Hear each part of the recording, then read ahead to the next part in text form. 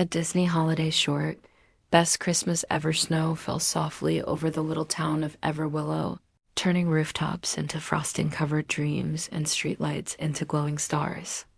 Every year, Everwillow looked like a postcard, but this Christmas felt different, quieter, almost as if the town itself was holding its breath. At the heart of Everwillow stood a small bakery called Sugar Belle and Co., famous for its cinnamon rolls and warm smiles.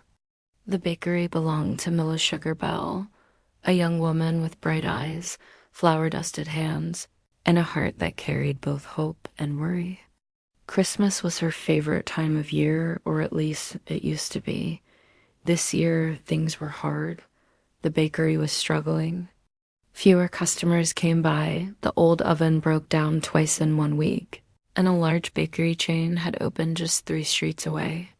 Milla tried to stay cheerful, hanging lights in the windows and humming carols while she worked, but inside, doubt whispered louder than the holiday music.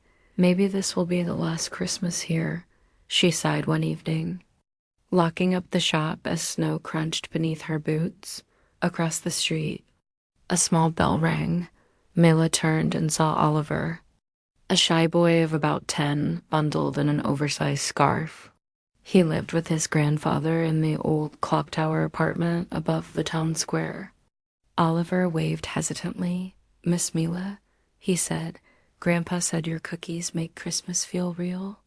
Milla smiled, touched. "That's the nicest thing anyone said to me all day."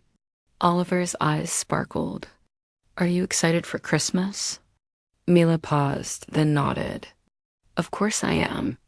But Oliver noticed the pause. A town losing its sparkle for Willow had always been known for its Christmas festival, a magical night filled with music, lights, and the lighting of the Star of Everwillow, a glowing ornament placed atop the giant pine tree in the square. But this year, the mayor announced the festival might be canceled. Due to low funds and low spirits, it doesn't feel like Christmas anymore, people whispered. Oliver overheard those whispers and felt something twist in his chest. Christmas was special because it made people believe again, and belief he knew mattered that night. Oliver climbed the narrow stairs to the clock tower where his grandfather, Theo, carefully repaired old watches. "Grandpa," Oliver said, "what makes Christmas the best?" Theo smiled gently. "Christmas is when people remember who they are and who they can be." Oliver thought about Mila, about the bakery, about the quiet streets. What if they forget? Theo placed a hand on Oliver's shoulder. Then someone has to remind them. A small idea with big magic. The next morning, Oliver marched into Sugar Belle and Co., with snow in his hair and determination in his step. "I have an idea," he announced. Mila laughed. "I love ideas, especially before breakfast."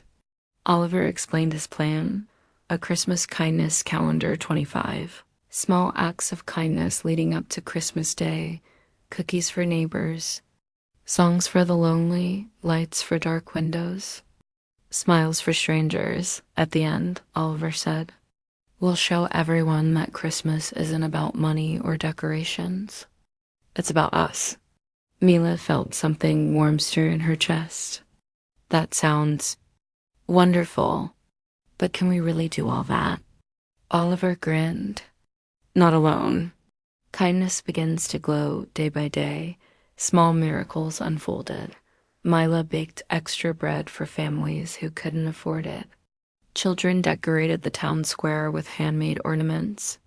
Musicians played carols for free, their melodies drifting through frosty air. Strangers became friends over shared cocoa and laughter. The bakery filled again, not just with customers, but with joy. One evening, Mila found a note slipped under her door. "Your bakery reminds me of my childhood.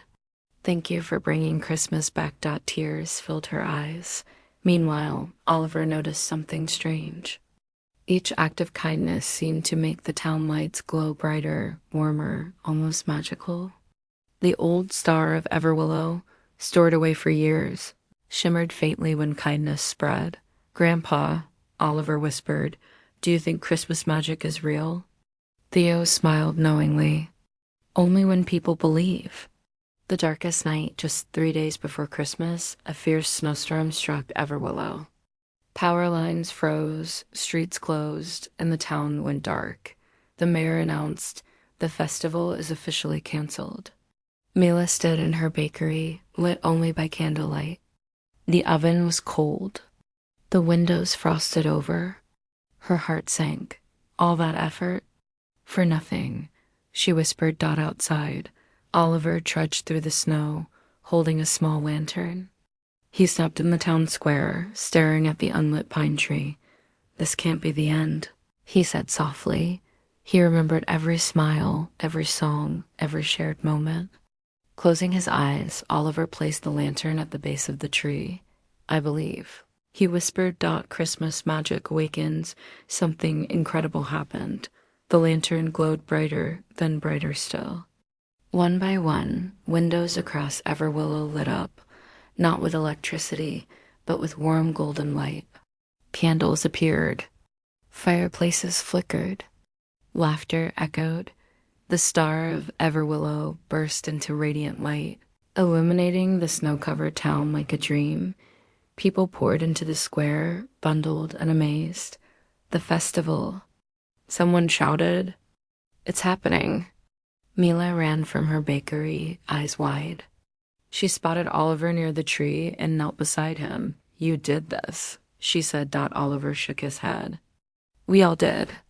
Music filled the air as townspeople sang together under the glowing star. No stage, no fancy decorations. Just hearts full of belief. The best Christmas ever on Christmas morning. Everwillow woke brighter than ever. The bakery was saved, customers lined up down the street. The festival became a new tradition, powered by kindness. The mayor declared Everwillow the town of 1,000 smiles. Mila hung a new sign in her bakery window, where Christmas lives all year. She looked at Oliver, now laughing with friends. You know, she said, this really is the best Christmas ever. Oliver smiled. Because we believed. Above them, snow fell gently, the star of Everwillow glowing softly, reminding everyone that the greatest magic of Christmas isn't found in lights or gifts. It's found in kindness, hope, and the courage to believe. The end.